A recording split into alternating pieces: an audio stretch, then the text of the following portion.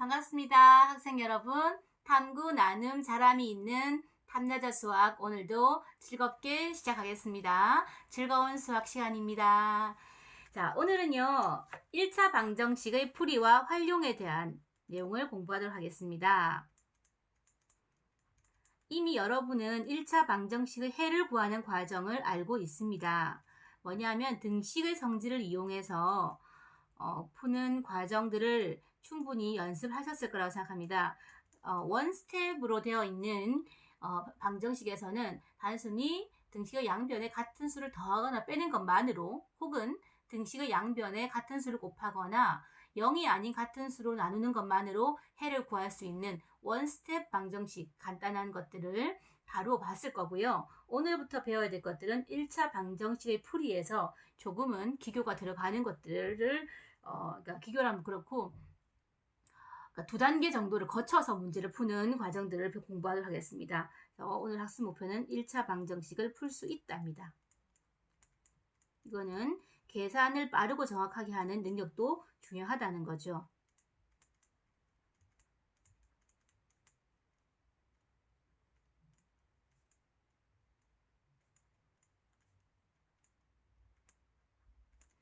그래서 기본적으로 2x 빼기 5는 3이라고 하는 교과서의 문제를 풀도록 하겠습니다.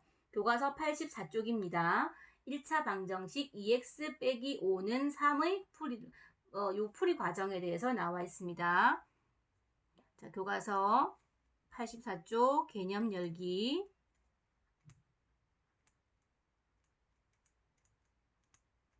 여기서 제시한 문제는 2x 빼기 5는 3.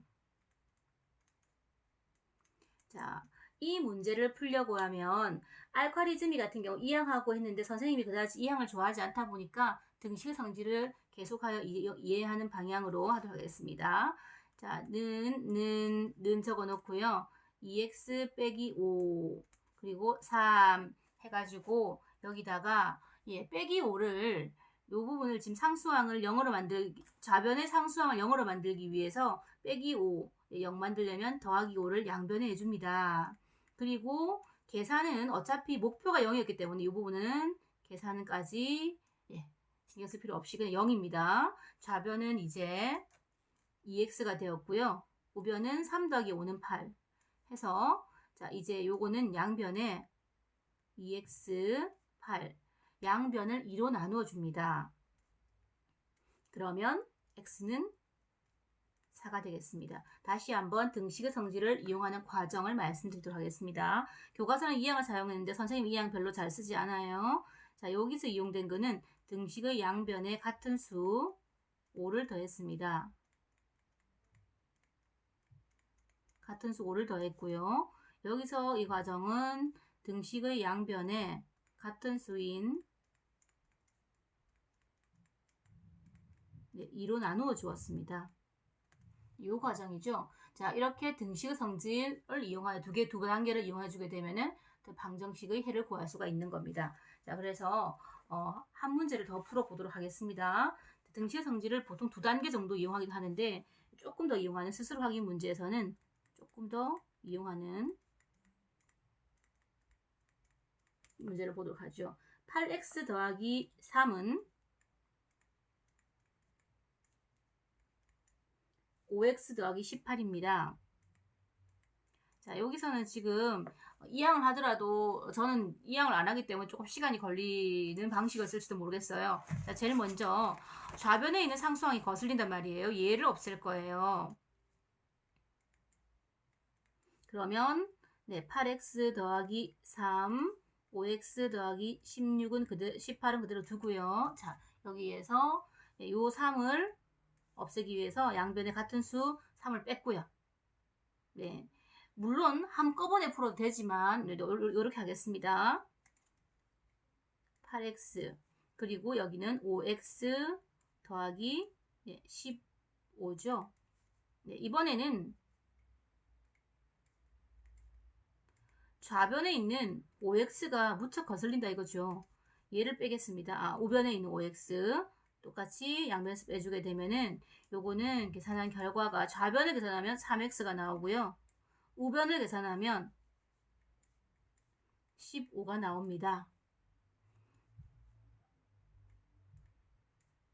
자, 이제 양변을 3으로 나누어 주게 되면 x는 5가 되겠죠. 자, 이 과정 다시 한번 보겠습니다. 여기다가는 양변에서 빼기 3을 했고요. 네.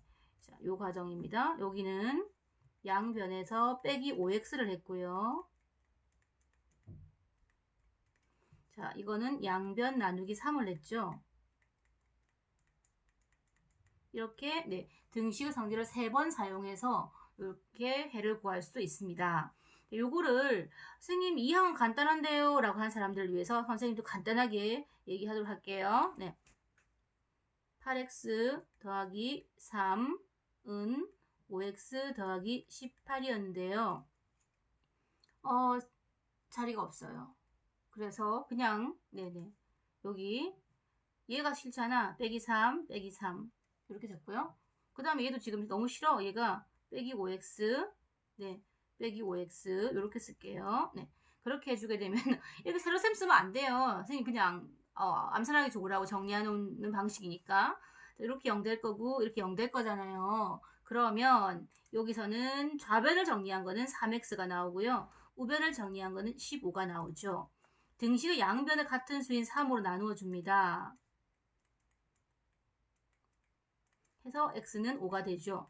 자, 이때 선생님의 원칙이 뭐냐면은 절대 이 등호가 있는데 서로 불가침이에요. 그러니까 서로 침범하지 않아요. 같은 수를 더하거나 빼거나 곱하거나 0이 아닌 같은 수를 나눌 수는 있지만 좌변, 우변 넘어가거나 침범하지 않습니다. 이게 사실은 등식에서의 가장 중요한 원칙 중에 하나여서 등식 성질을 계속 이용해서 문제를 풀었고요.